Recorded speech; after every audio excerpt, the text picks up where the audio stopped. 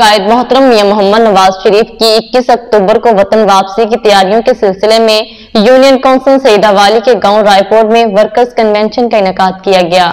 مزید احوال جانتے ہیں اس رپورٹ میں۔ قائد محترم میاں محمد نواز شریف کی 21 اکتوبر کو وطن واپسی کی تیاریوں کے سلسلے میں یونین کونسل سیدہ والی کے گاؤں رائے پور میں پاکستان مسلم لیگ نون کے سینئر رہنما چودھری ارمغان سبحانی، سابق ایم این اے، ضلعی صدر مسلم لیگ نون سیالکوٹ، سابق ایم پی اے چودھری عارف فرنا، چودھری طارق سبحانی، ضلعی صدر اور سابق ایم پی اے نے ورکرز کنونشن سے خصوصی خطاب کیا۔